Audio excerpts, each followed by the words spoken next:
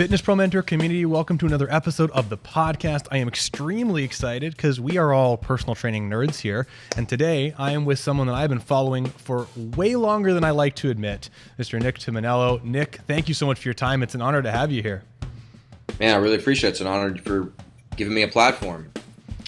Well, man, I got to say, so I am embarrassed to say, despite everything I do now, I was a T-Nation kid, and that was my primary influence to fitness and bodybuilding as a young age. And you were prevalent all over that website in the 2006, 2008 when I was nerding out there. So I've seen your name for a long time, man. It's awesome. I appreciate it, man. Well, I think people don't realize how valuable so many of the contributors were there. It was very influential to me as well, which is one of the reasons why I wanted to start writing for it, and if I could prove myself among that group. So, as much as we like to, for whatever reason, I don't know why we say it like, oh, T-Nation, as if it was a bad thing. There's a lot of great quality content on there, and I'm not just saying that because they've been supportive to me. I wouldn't have written on there if I didn't think it was a good platform. So I'm saying that to still encourage people to either try to go read it if you're not familiar. And by the way, we're saying T-Nation, not Teen Nation. I've had a couple people go, we're saying Teen Nation? No, T is in testosterone-nation.com. It's a treasure trove of free content that's been written for how long would you say? 20-some years now, right? Oh my gosh, yeah, it's been at least 20 years. Well, I mean, that's when I started 20 years ago, which is crazy to say now. I've been doing this for way too long. But it's probably been around longer than that. But like you said, I mean, there is definitely like a treasure trove of wonderful, highly academic folks contributing articles there. And then there is some kind of like fun bodybuilding stuff. But if you know what you're looking for and you read the right stuff, some really incredible stuff. You were there, Christian's posting stuff. I know Alan Aragon and a few others, just lots of great research there. So, I mean, yeah. You've been 20 years, you've been writing for that web platform. I saw some more recent stuff. What would you say if at the top of your mind is your most favorite article that you've contributed there, if anything pops to the top of your mind? Oh, that's a good one. I would say my personal favorite, I wouldn't say the most popular, but my personal favorite is the one called, I think it's called Avoid the Trend Traps. Okay. And I have to give really big credit to Danny Sugart, who I take pride in not having my articles heavily edited. Even though I'm not a trained writer, I'm a trainer who started writing about what I do. And I never even learned how to type, but I've written 4 books. It 1,000 times better than I had originally written it. And it really brought the thoughts out there. So I highly suggest it. Anytime I've reposted that article, I get lots of comments. People really dig it, but definitely props to Danny Sugart for that one. She did so much work, she almost co-authored it. That's awesome. So I think that's probably like one of the most interesting things I've noticed about you recently, Nick, is that your presence online has been really trying to challenge trainers and exercise enthusiasts to think about things differently. Because there are so many common ways that people approach personal training, assessments, how they do performance training, and you're really challenging people to think about that. You'll be careful of doing this and, think about things in different ways. So you have some really interesting programs that you've created. I mean, this is a question. I actually don't know this. I'm embarrassed to ask this. How did you become a trainer and end up in this academic educational world? Oh, well, that's 2 different answers. I mean, I became a trainer probably like most people became a trainer. I liked lifting weights. I was in great shape. I was a high school athlete and just thought, hey, I could probably get paid, to do this. And I think a lot of trainers were sort of a chef mentality. We wanted to kind of do things on our own.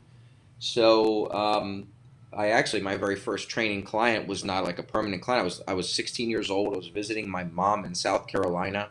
She no longer lives there. And I was lifting at a Gold's Gym or Powerhouse Gym, one of those types of bro gyms. And I had some guy who was like in his 40s, and he came up to me and he said, "You look like you know what you're doing." And I guess I've always carried myself a little more mature than a 16-year-old and was always reading all the magazines and whatever. And he paid me to train him for the 2 days that I was there. And I just remember thinking, and it was like he paid me like $50 an hour cash or something like that. And I just remember thinking, man, okay. And that was sort of like, oh, I think I want to do this. That's how it started. In regards to the academic realm, I have no academic background. So anybody who thinks that they have to have an academic background to do things like I do with the to do that, but you need to work extra hard to show that you can, exist, whether you and exist in that realm, whether you value academics or not. You still have to, have to play by their rules if you want to get into that realm. So I give the NSCA and folks like Brad Schoenfeld, who gave me an opportunity to first speak for the NSCA and open the door for me, big credit. So That's incredible. Incredible. Yeah. And that's fantastic. I mean, to be quite honest, I have a marketing background, and all of the education that I've put forth a ton of stuff, done a lot of research on like neuroscience and a few components that we've created some cool courses for. But like you, I don't have a background academically in that world. And I've had to really double down on all my studying, my references, to make sure that it really made sense. So to see how far you've gone with everything that you've studied, learned, and really put the reference time in, it's incredible. So thank you for everything you've done. well, I appreciate that, man. I would just say, I would just get into something that people might resonate with. This little less about me, what I do, and more why I do it, and hopefully people understand this. I went to a lot of fitness conferences growing up because I wanted to be one of the best, and it was a personal pride thing. It was more me against me, but of course, I wanted to stand out among the herd. But what I found was that it seemed to be a lot of the things that I looked at. I didn't just look at people on the stage or when people were writing articles and just go, well, I got to listen to whatever they say because they're up there for whatever reason. I always filtered it in my own way, and I thought, okay, here we have people like the Mike Boyles of the world, and he's great at sports performance training, but he doesn't, and this is like in the early 2000s, late 90s, keep in mind, but he doesn't do a lot of personal training. Meanwhile, I'm a young trainer, and I've got my own gym, and I train full time. I was one of those trainers that was training like 10 hours a day, and I'm like, and I've got more experience personal training than Mike Boyle has. So okay, well, he's a rehab guy. He's very bright at what he does and great at what he does, but he comes from the lens of the rehabilitation realm. I don't come from that lens. So, and then I would go to these scientific courses and I would go, I don't need you to describe studies that I can get online and read. What I want to know is, what do you do with this evidence? How do you use it? So I found all these gaps and these things that it left a lot to be desired. Either people weren't coming from the perspective that I wanted to hear it from, and the stuff that was based on science, I could never really get too much practical. Like there was like one slide at the end, here, maybe do this, that, and the other thing. I was like, really? You could have told me that in the beginning. I didn't need to sit through all this other stuff. So all this really formed my own voice, and my own voice was actually, even though I'm a happy, fun guy, I don't take myself too seriously. Honestly, my voice was formed out of just frustration with everything else that I saw out there. And then on top of that, any sort of challenges I saw, nobody stepped up and tried to do anything in their way. They didn't criticize by creating. It was just like, well, I don't like this, I don't like that. I'm like, you got it for free. It's on YouTube. You know what I mean? Like, appreciate what these people are doing. If you don't like it, go do a better job of it. So I'm not the mentality to sit back and just run my mouth on people's forums. If I don't like something, that inspires me to go write an article or do a video about it and see what happens, let the chips fly at that point. So I think that I hope people take that as their own and just say, if you want to hear things in a certain way that you're not hearing them, then other people think like you, and now go do that yourself. Become that person, and then you'll find your audience. Absolutely. You've done that. You've done an incredible job, and I see it more and more so lately that you're really having conversations about specific things that trainers need to be thinking about. I'd love to ask you, before I want to chat about some of your programs, because you've even created some really incredible courses that kind of was lateral to everything you're speaking to. But I'd love to ask you, like, the training landscape, the personal training landscape, it's a bit of a mess, as you know, and many people on this podcast have talked about. And 20 years ago, when you were starting to talk more about evidence-based approaches to personal training and calling on mechanics for different exercises and whatnot, that was a foreign conversation 20 years ago. And nowadays, more and more people are starting to grasp on little bits of mechanics. Like 20 years ago, it was rare to talk about mechanics and exercise execution and breaking things down. Now, everyone and their brother, in my opinion, is kind of talking about it a little bit. And there's a little bit of a Dunning-Kruger effect thing that's happening across social media, where you have so many influential exercise professionals that are at high level because of follower counts and viewership and whatnot. And everyone's kind of got a podium because they have their own small audience. And it's creating these small pockets of people who are academic, like yourself, and then other people who have, a sprinkle of academic stuff and then a stash of opinion, but have a following because they're huge and jacked and ripped or whatnot. I was just wondering what your thoughts are of the trend of the education world right now and exercise educators at all. Well, first of all, I'm not I'm the furthest thing from an academic. The only reason I value science, and I actually don't put myself in the evidence-based trainer category because I actually think that's a little too far to one side, and I have my frustrations with that group too. What all I encourage people to do is this: is you need to find. We all want to get a little close. We all want to be less wrong, right? That's the thing. We want to be less wrong. We want to make the most of our time. If we're going to do an exercise, we want to make sure it gives us the best bang for our buck. And that's all. We want to find the best way to do things. Okay, there's no one best way. Well, contextually, there are better ways than others. We want to find the better ways. Now, that being said, the reason why I encourage to at least look at some of the scientific evidence, not necessarily be bound by it and only wait for a new study to come out because trainers are... I'm an independent thinker myself. All it means is this: if you're speaking at a conference and you've got some big time resume and you've won a championship with a professional team, and I'm speaking in another room and I've got a big time resume and I've got a big time championship with a professional team, and you and I contradict one another about something that we do or say, if we only use the fact that that person has been proven, right, social proof, like they got testimonials and they got high level athletes and they got the ring, the championship ring. Well, we both have that same resume, but yet we say completely contradictory things. So clearly, just proof by authority is not a reliable path to become more right. You see? Evidence at least adds something that's a little more objective. Yes, scientists can be biased, but the idea of the scientific method is it's a little less biased. Is it perfect? No, of course it's not. But neither is our subjective experience and our evaluation of why we saw the results. It is. We have tons of biases. So it just adds more to the conversation. That's why I look to evidence to see, well, what does that say and how can I use this to influence? And how can I bring this in? And maybe it gives me a reason to consider why I saw the results that I saw, that maybe they're different than the reason why I thought it was. You see what I'm saying? Yeah. So, it helps to settle some debates in some ways. Of course, it can start other debates. So, in regards to do you value this study? I don't value that study. Yada yada. That gets in the weeds. But at least we're trying to look at all the elements of the story, not just, oh, I just care what that coach says, or I just care what research says. I don't put myself in either one of those camps. So, with that being said, if you do that, you tend to find more clarity and you become less confused. All I encourage people to do, right? So-and-so says this, so I just do this. Just forget about that. I tell people, I don't care if you learned it from Richard Simmons or Louis Simmons.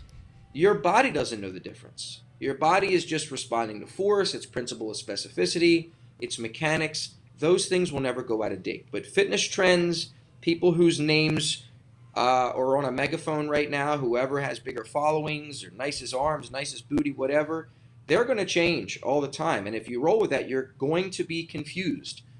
But if you get out of the matrix and become like Neo when he took, I don't know, what's the red pill or blue pill? I think it's the red pill. All you see is ones and zeros. You don't see dudes in sunglasses and suits anymore. Everything has a transparent quality to you. And that's when you start analyzing things. And it's simple. It's principle of specificity and mechanics. You will never go wrong if you look at everything based off of those two things. That's all I encourage people to do. And I end up oftentimes challenging what people are thinking. That's not my intent. It may be contrarian to the common, whatever, but the common is just memorizing what somebody else did, and then they're memorizing because somebody else did it. That's not a reliable way to have clarity and get to be less wrong. So I'm really just finding a more reliable way to look at things is all I'm encouraging. Well, and yeah, it's sad that I think it's great that you have conversations and I don't want to say challenge people, but you bring up more information to make people question things.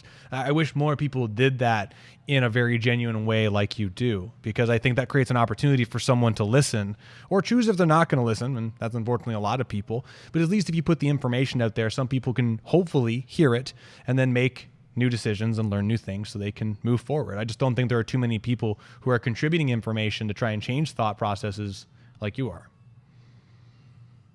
And that's the consistency behind everything that I do. Anything that you see that's new that comes out, it's not new to me. It just takes time to get this stuff out there, find ways to communicate in a way that everybody understands. But when you strip all this away, really what it comes down to, even when I was younger, is I never gave a shit who was telling me what they were telling me. I evaluated what they were telling me based off of principles. You see? And now, obviously, I'm going to pay more attention to you if you have an impressive resume than if somebody doesn't have an impressive resume. But it doesn't mean I'm more likely to believe you. I'll give you the time of day, but I'm still going to evaluate it based off of those things. And when you do that, you find that, again, people are still humans. Again, they still put their pants on one leg at a time sort of thing. And I don't accuse people of being wrong. Even myself, I can be wrong. I just make sure, I just know everybody's human. So that's all I look at it. And it's pretty, as much as I like this, it's pretty like emotionless in a way. It's pretty objective. Just like, hey, I might like you, I may not like you, but let's hear what you have to say. And let's look at it. How does it fit with these things? Honestly, Nick, I think that's the way that it should be. Now, with the things you talked about, you talked about kind of breaking it down to some simple ideas. You talked about specificity and then mechanics, which I think is great. And there was a video I was listening to you of this morning talking about your movement performance assessment course. And you brought up this interesting idea that I absolutely love. I'll tell you, hands down, in my pursuit of trying to become a better trainer, I have invested way more money into assessment courses that I would like to say that I have, for sure. Tens of thousands of dollars. And I thought it was well worth it. And I maybe have spent more flying around. And it gave me some unique thought process to rethink how I do things and challenge things. But I realized in the video you were talking about this trade-off. This trade-off between you can do tons of small nitty-gritty mobility things, or you can lean more towards the fitness exercise thing, but there is, no matter what, going to be a trade-off. You have to kind of go one way or the other. And if someone's here to get in shape and you're spending them on a table doing hip internal rotation for 45 minutes active and passively to see the differences, you're going to have an issue because that's not going to line up with their expectations. Any event, I've made that mistake and I resonated with that. But I was wondering, you've created this entire movement performance assessment course. You've got some cool marketing around it. I was wondering if you could kind of speak to the providence of that and who it's for. Sure. Well, I think it's the best assessment for personal trainers, and here's why. And of course, the first thing you think of, well, of course, Nick, it's your product. We all say that, yada yada yada. Oh, you're absolutely right. But it fills a gap that I haven't seen any assessment or screen, do to this date, which is I need to know what somebody can do. Starting from day one. All these other screens and assessments, they are designed to look for dysfunction, plain and simple. And I'm not saying don't do that. What I'm saying is I'm not going to do that. I don't need to do that for the first assessment, because people say if you're not assessing, you're guessing. Well, if you're assessing, you're still guessing, because I may know that this person lacks ankle mobility. Great. After my assessment and we have a weak core or whatever things you're assessing. But I don't even know if they can do a goblet squat. Can they take coaching? Do I need to start with a band around their knees to just get some knee alignment? What if I have them in a group class? What can I do? Can I do bent over rows with them? Or do they fold up like a question mark and I can never coach them out of this, maybe that's just not a good exercise for them. I still don't know any of those answers. So I even had a trainer after he took the MPA course. They used the FMS, and I'm not saying don't use it. I can talk about that in a second, because clearly lots of people use it and they swear by it. Great, don't stop what you're doing. But he said, you saved us about 3 to 4 weeks of programming, because we do the FMS and then we actually do workout programming and we have all the correctives, but we don't know what to do in the workout, and we have to what they can do and gradually individualize the exercises. Oh, and this one kind of causes you pain, because you're not actually looking at movements in things like the FMS that you're doing in a workout. You're not doing rows, right? Right. So you're not doing presses. So again, it's not downplaying the FMS. It's just saying there are other things that we also need to know. And what I found when I took all those courses is it wasn't about getting more data. It's that I didn't think they were giving me the most relevant data that I needed on the first time, which is, how do I get someone started on a good exercise program? And what we've also found, and there's a lot of research to back this up, is that a lot of times just good exercise takes care of a lot of the aches and pains that we have. Because a lot of times people are just sedentary. They just sit too much, or even when they exercise, they do like the same movement patterns over and over again, right? They never rotate their tires essentially. They overuse certain movement patterns, neglect other ones. So a lot of times those issues that we're worried about, that we try to do these really specific interventions for, right? I first roll this and I neurologically enhance that, or I activate this, and then I, do a distraction drill for this and a breathing drill for that.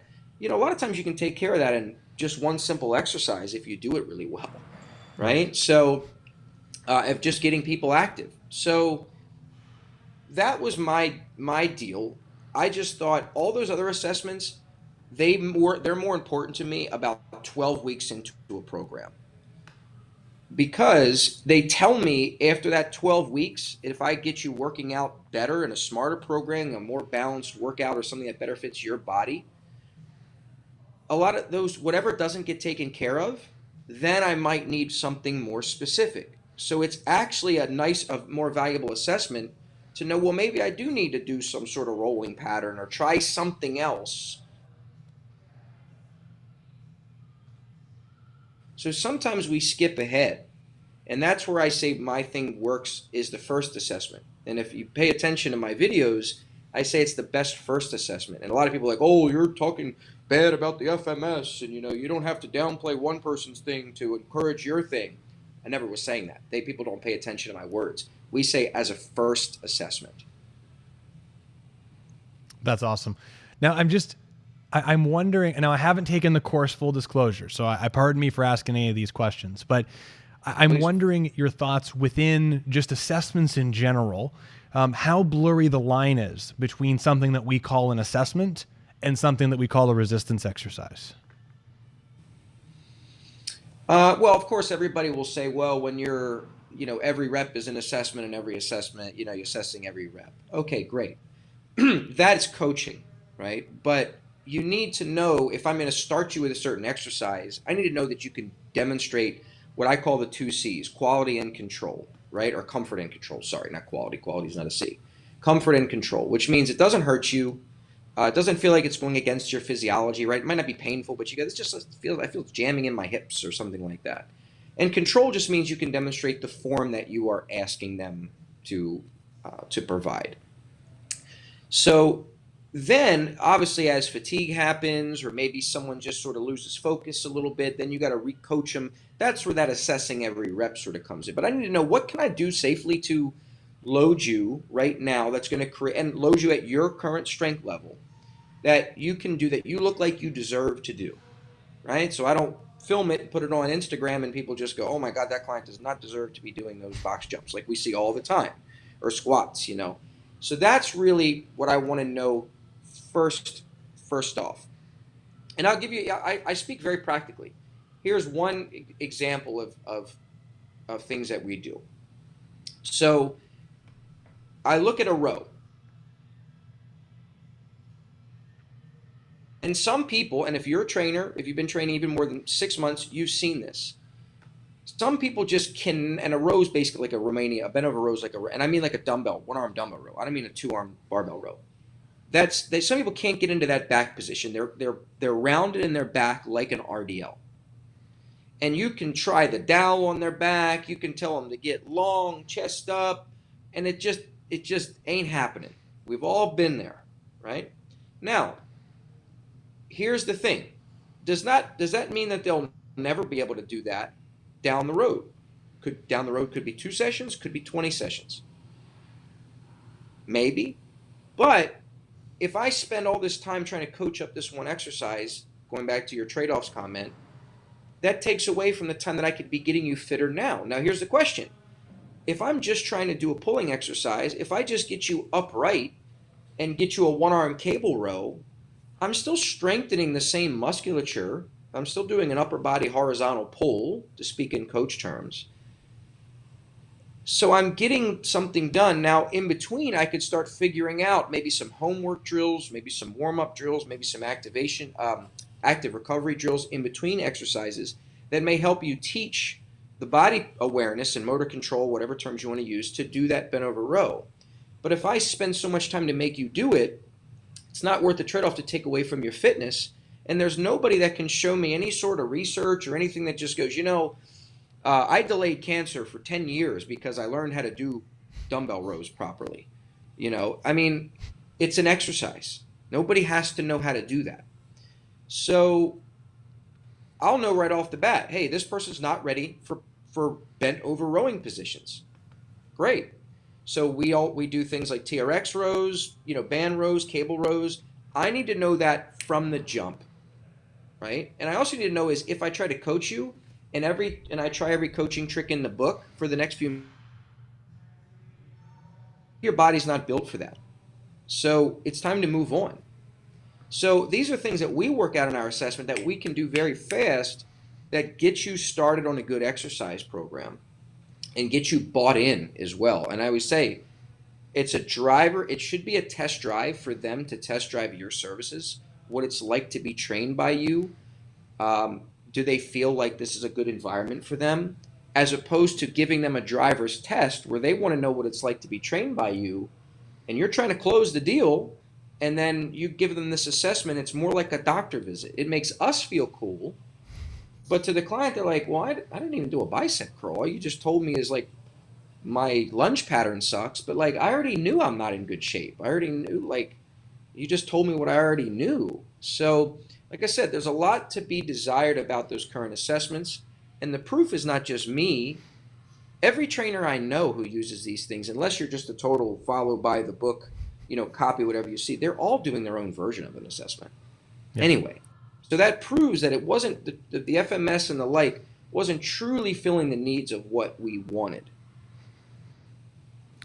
It's a frustrating world. I have a client that I've been working with for years. We don't do any of the traditional, paralyzing assessments anymore. But there's one client I have, and she's a 50-year-old woman, spondylolisthesis in her low back at L4, L5. We've conditioned her and got her strong that spondylolisthesis causes no pain sensations whatsoever, and she can do everything that she loves in her life. She invested into a private medical care company in Canada. Our medical system sucks, I'm sure, as you know. But so if you want some really good care, you got to pay for it. And part of it was a fitness assessment as a part of like the whole broad, how healthy are you thing. And so the fitness test for her was, how many push-ups can you do? How long can you hold a side plank on a 45, right, exactly. How long can you hold a 45-degree isometric side plank on a 45-degree bench? Can you do an overhead squat with a dowel in a very small chair? You can't have any wide platform or anything like that. Can you do single leg? And all of these very common fitness tests that she asked for deviation. Like, for example, she has a torn supraspinatus in her left shoulder. And she said, listen, I'm happy to do whatever you want me to do this for, but if I do a push-up, that specifically is going to hurt. Do you have any options where I can do the same assessment tool for you, but just change the movement so it doesn't hurt? To go, no, we can't. And there's this very narrow box around the assessment world, and it just sucks. So it's cool to hear about you trying to innovate something that's both diagnostic but also practical at the same time. Yeah, well, I wouldn't use the term diagnostic. Okay. It's an observational assessment to let me know what you should be doing right now in regards to what you can do with comfort and control. And this is another thing. We're heard, oh, if it's pain, it's a zero, and you move on or you refer out or whatever. Well, so I can't. If you got knee pain when you do squats and lunges, like I can't strengthen your lower body. Like what can I do? I mean, seriously. And you talk to the average person who's 50 years old, they got back pain and knee pain, or shoulder pain and back pain. So again, it's just a gap. It's not downplaying it. It's all done in I think it has its place farther down the road. Like I said, to me, it's about 12 weeks in. Um, to show me that if can I do some other things that I haven't really been implementing with better exercise programming yet. Whatever didn't get improved by then, maybe something a little extra, something more specific we can work on, something more motor control-ish. But I find that 9 times out of 10, with just this approach to find what you can do safely, right, effectively. And by the way, we do other things that get you moving better really fast. I'm not against doing some trainer voodoo tricks and doing a few little things that get you to activate this a little quicker and quick alignment. We have some of those impressive wow sequences in the MPA as well. Clients like that. It helps close the deal. It helps build the relationship. So it's just more along the lines of it was out of necessity I want to know, this is what's most important to me to know right now. What kind of pull do them bent over or no? Not yet. Okay, cool. So do you have knee pain when you squat? If not, is there a couple little tricks I can do to get you out of knee pain, or no matter what you do that hurts your knees?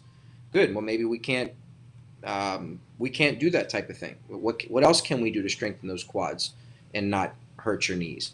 That's what I need to know right now. Not if you can do a hurdle step. That's the main idea. Now, on that note, if you don't mind me asking, we were chatting a bit earlier, and I referenced you as an evidence-based trainer, and you said that terminology kind of frustrates you a little bit. And I was just wondering if you kind of speak to that a little.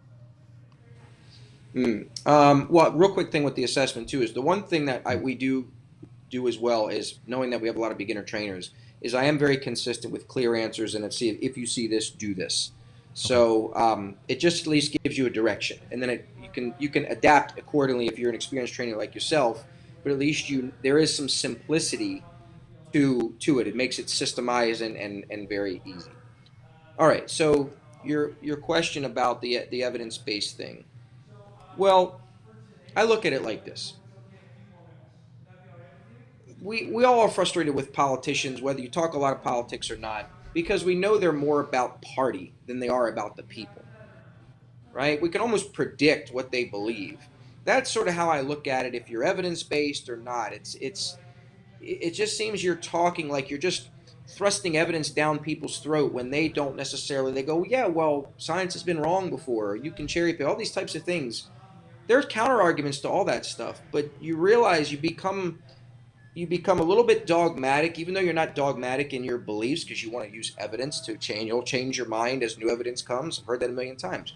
Where the dogmatism comes in is that not everybody values evidence in the same way, right? And there are not all just dumb, non-scientific reasons for that. I mean, somebody might have had a relative who died from research that said Vioxx was helpful and it killed a bunch of people, right? So they might go, hey, that was research, right?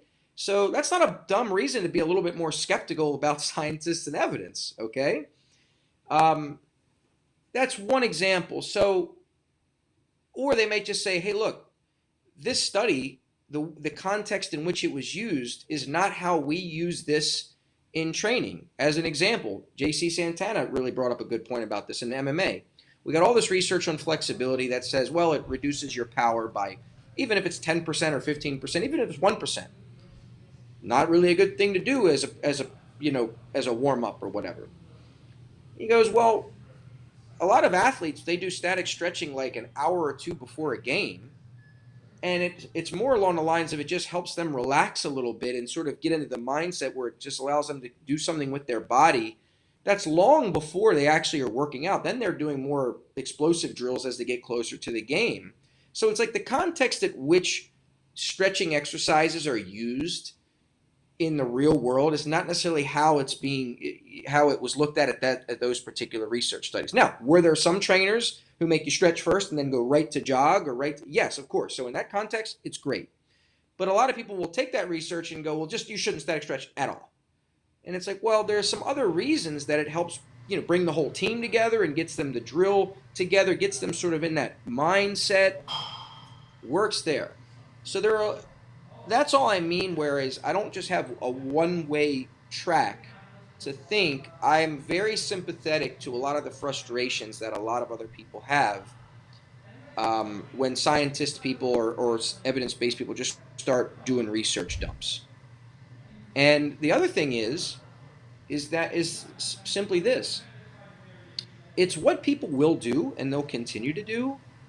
And some of that stuff just is void of, it's in an ideal world. It's not in the real terms. Now, I'm not going to tell you what NFL team this was, but this is from a strength coach that I know, that I've spoken to many times, who was in the NFL very recently and for many, many years.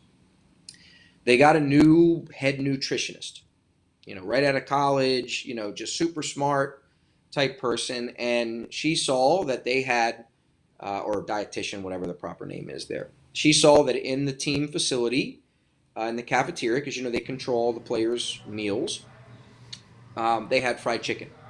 And she said, oh, that fried chicken's got to go. Well, the players that were eating there, which when they were, eating at the meals, then the coaches and the dietitians there can see, okay, this is what you got, so we know what calories you brought in, we know what your macros were. The players just went, oh, well, we're not eating here anymore, and they would go across the street to the local fast food joint to get their fried chicken because they're grown men, and they're going to do whatever the heck they want to do. So now it went from them eating some fried chicken, which this dietitian wasn't too stoked about, but they were eating all the other things that they wanted, to we're not going to eat in the cafeteria at all. So you know how long that policy lasted? What, a week? Yeah, exactly right. Because she's used to the academic realm. In the ideal world, well, people will just do whatever you say. When it comes to the real world, people are going to go, go fuck yourself. I ain't doing that. I don't like that exercise. Not doing it. Sorry. I'll go somewhere else. Or I'm not exercising because I am into the biomechanics. I'm exercising because it excites me. And if I'm not excited, I'm not coming here. So you can miss a lot of things if you're only looking, well, the evidence says this, so that's why I do this. And a lot of trainers, if you notice, I'm going off on a little soapbox here, they are not the best communicators and sometimes very arrogant. And it's a compounding effect, or it's a self-serving, because they don't talk to people in a way they want to be talked to, in a respectful way, and that pushes people away, and they go somewhere else that's more welcoming and speaks to them a little bit more. It's a little more exciting in the things that they like to do. And then that compounds the fact that that person just keeps going. They're just getting meaner and meaner, that nobody's listening to them. But they never look at themselves because, the evidence. Well, it's not just that. There's a human side to things. So that's why I definitely do not put myself in that category. Fair enough. No, and I like your soapbox, man. If you got any more of them, you're more than welcome to go on for it. It's funny you bring that up, though, because I definitely know some people who are, like, I would say some of the brightest guys I have ever met, but have lacked some of the interpersonal skills required to have a relationship with a human, let alone a professional relationship, like someone who's paying you for your time. I saw something from you that I thought was super interesting that I was going to bring up. I was going to bring up later, but this is the perfect time. It was the personality traits needed for success to be a personal trainer. And you kind of got like this schism of 5 things from one of the articles you wrote. You wrote that you need to be passionate, energetic, patient, personable, and confident. I don't know when this was from, but do you still think those are the 5 things that a trainer requires to be successful? Yeah? Oh, no doubt. That'll never change. Yeah. Just a quick thing, just to close up the evidence-based thing as well. We were talking about trade-offs and assessments, right? But there's trade-offs made with this whole, what people will do versus evidence as well. And you don't want to do things that compromise your values. But one thing you'll notice is a lot of people that are the heavily evidence-based people, they often don't propose better practical alternatives to do. Now, the really smarty pants philosophy people will say, well, I don't have to propose something in place of something just to show you that something is, not evidence based. Or, well, yeah, correct. To Santa Claus to, go in place of the fact that you said Santa Claus wasn't real. However, a lot of parents, have some really happy kids and have some really great quality family time when the kids believe in Santa Claus. Right? So I see this with the assessments, and then I'll go off my soapbox on this and answer your question. A lot of the evidence-based people who don't like the FMS, none of them have proposed anything to do instead. But yet, if you look at every debate, at the end of the day, the trainers get on there and go, great, what should I do? What they're saying is, you're giving me a comparison. What you're saying is, this isn't as good to do. As opposed to what? What do I do to find a starting point with this client? They never have an answer. So why? So of course they're going to get frustrated when people just go, well, you're not telling me anything else to do. Secondly, everything has a trade-off. So you could always find some research that says, well, maybe this isn't as good or whatever. You got to do something. If it gets the team together, if it gets your clients believing in it, you got to find that happy medium between something that is just not overtly just ridiculous and something that your clients will go, I can get on board with that. All right, so now to your question. 100% the personality, that will never change. That will never change. We are in the people environment. We're in the people business. We train people. Our vehicle to work with people is through sets and reps and exercise. But, neck up always trumps neck down. Love it. I love it. I want to ask you, you said something about the assessment thing, and I want to ask you because it sounds like such an interesting program. I'm excited to learn more about it and experience it myself. It is a weird question, and please, you can flame me for it if it's okay, but is the way you've got it set up, is it like, do you have it set up as a protocol per se, or is it more of a process? Like you can go through this, here's an exercise, and you can go these directions, or is it like we're going to do A, B, C, D? I'm not sure what protocol or process for what, assessing or for training or for the both? assessment. Pardon me, for your assessment course. So if someone Yeah, comes in, a trainer takes it. Yeah, yeah. So it is systemized in regards to, we start here and we go here, but it is also, if this, then do this. For example, if a person has knee pain when they squat, right? And I'm about 2 steps into the squat assessment now. Then we say, okay, try this. And if this doesn't get them out of pain, then go to here. This one more. If that one doesn't work, this one more than likely 9 times out of 10 will get them moving without pain. Okay, if that worked, then that's where you start them. And then you start adding some load, and then you go to the trainer thing. Okay, now we've seen the movement. Your comfort and control is there. Now let's load it, and let's see what works with your fitness level. Maybe it's body weight. Maybe it's goblet squat. And that's the other thing.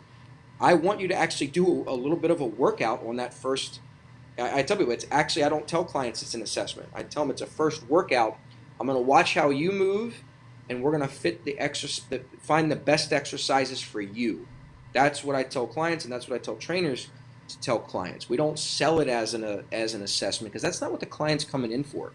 Now, if you're training high-level athletes and they've trained with a million coaches, and they're coming into you because you got this reputation as some sort of movement guru, and you're going to fix their pain, well, then throw everything I just said out the window. They might want you to be Mr. Guru or Mrs. Guru and do all kinds of funky tests on them, and that's, a small percent of a small percent. right. That's awesome. Nick, thank you so much for all this. I want to ask you, because I know you've got a bunch of other content that you've created. This practical program design mastery, a lot of the things you're talking about within the assessment descriptors, talks about leaning into, once you have this, then moving into programming. I was wondering if you'd be open, maybe we can talk about this, and then one more thing to wrap today up. If you could speak about your program design course and then how that kind of marries with the assessment content.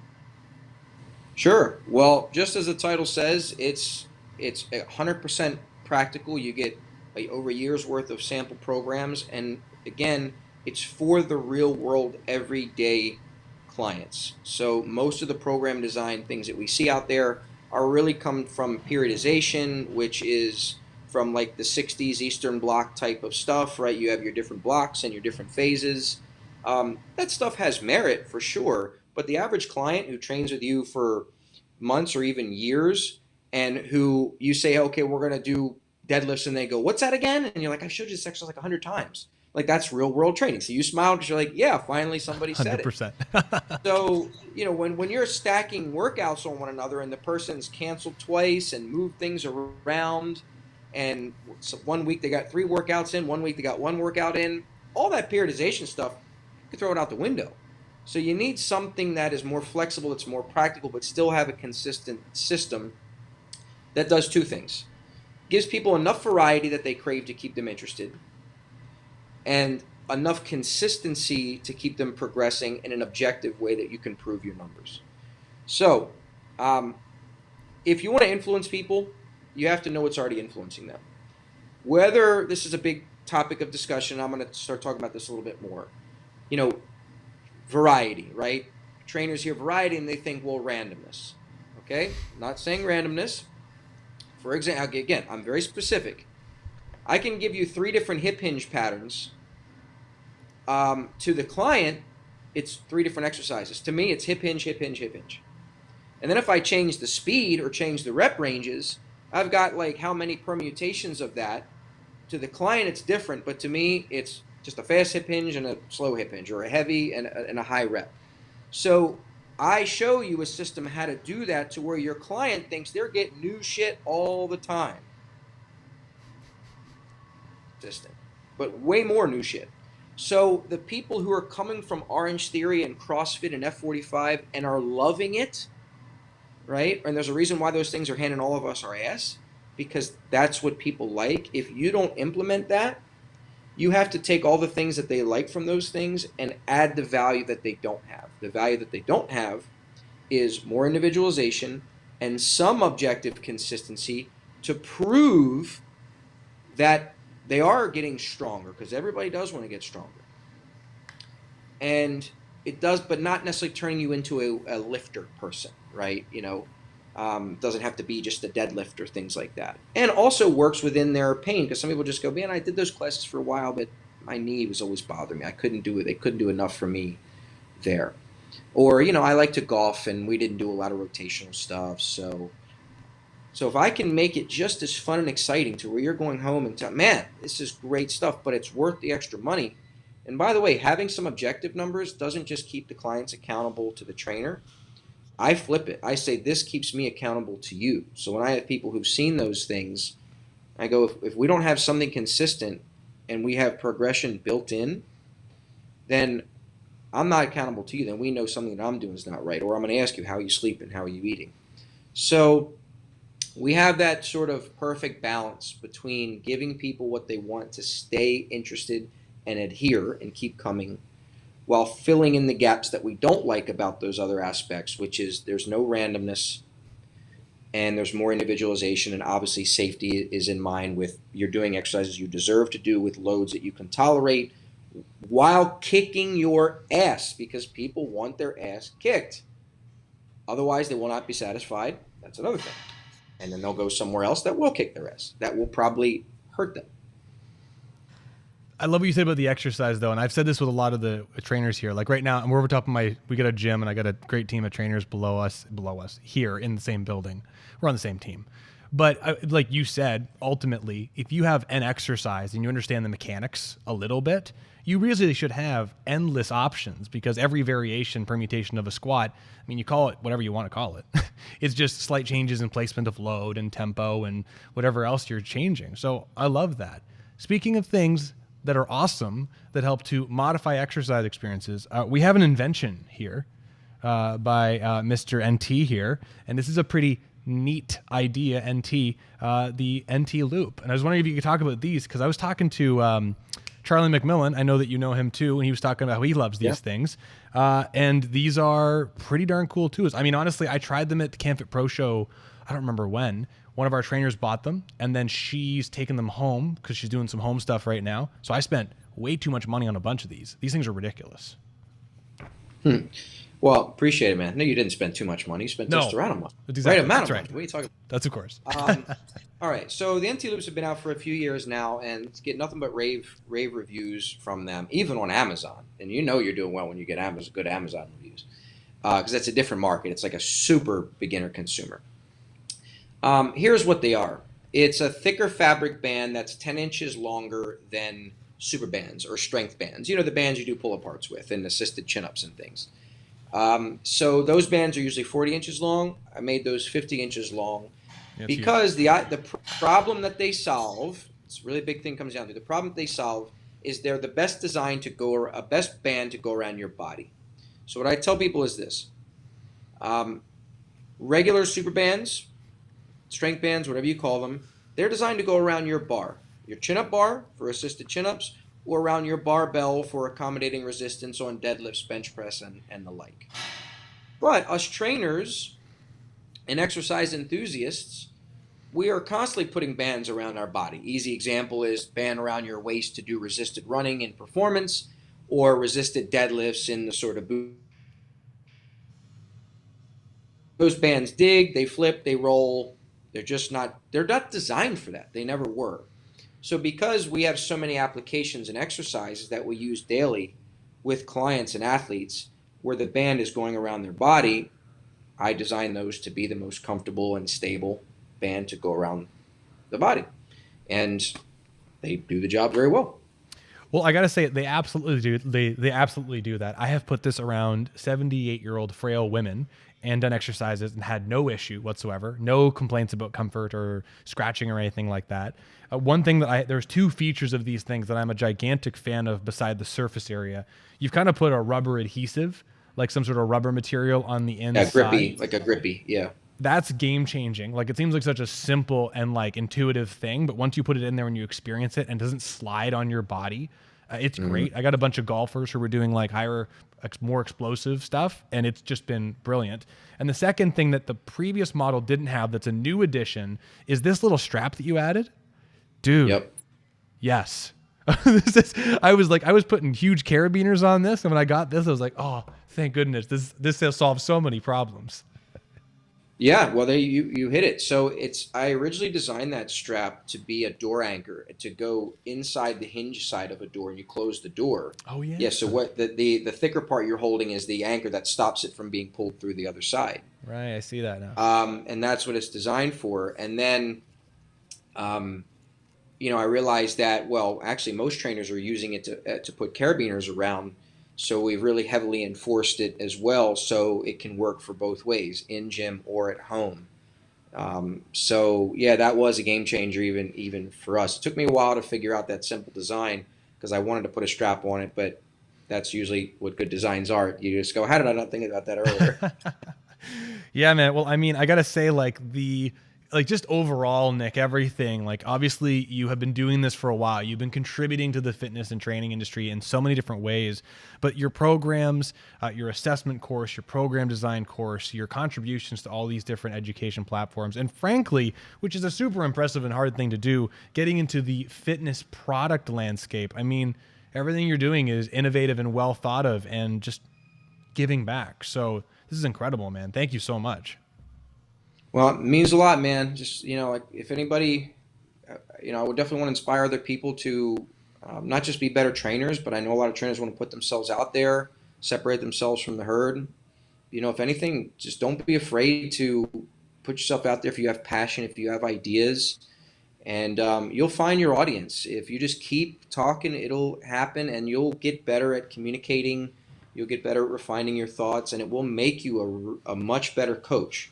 So especially if you're that trainer nerd who reads all the books and you bought all the DVDs, and if you're my age, you're buying VHS and then DVDs and then the books and then the courses, and you feel like things are starting to all kind of sound similar to you, the next evolution to where you will become a better coach is more of this internal learning, figuring out how to better communicate what you're doing and ask yourself, why do I do this? How do I trim the fat? Do I need to do these 3 steps, or can I just do that in 1 step? And some of that is put it out there and let other people like myself and you read it, analyze it, constructively criticize it, and all the other people who don't constructively criticize, they just criticize. It's all good to hear. Gives you perspective. Nick, thank you. Before we wrap up today, is there anything about the pursuits and the things that you're giving back to right now that we didn't talk about that you'd love to share to this audience? I would just say I'm very excited about the new book that I just came out with called Strength Zone Training. I think a lot of people, if you've been lifting for a while, especially if you've been doing bodybuilding, it is not a bodybuilding book, but some of the concepts are influenced from bodybuilding, but I've expanded them because I think they apply to everybody, especially for trainers. So it's called Strength Zone Training. I highly suggest online as you go look it up. Awesome. I will actually pick up a copy right now on Amazon as soon as we finish this. But Nick, listen, man, thank you so much for your time. I know how busy you are. I mean, I see you on your Instagram. You're all over the place, giving back and performing, educating. I guess you're performing, educating, giving back. And we had one of our students, we had Keith Cowell, not one of our students, one of our groups say, great interview, gentlemen. Thank you so much. Honestly, thank you so much. Anyone who's listening to this, buy Nick's book, check out his courses, and definitely pick up these NT loops and buy all of them because they're sick. Well, thank you, man. And thank you so much for providing a platform for others. And, I hope people value that you put yourself out there for free in your time. And a lot of time goes into that, buying that microphone and all the cameras and all the things. So I hope people appreciate what you're doing as well. I certainly do. Thanks, Nick. Really appreciate it. We'll talk to you real soon, man. Thank you, brother.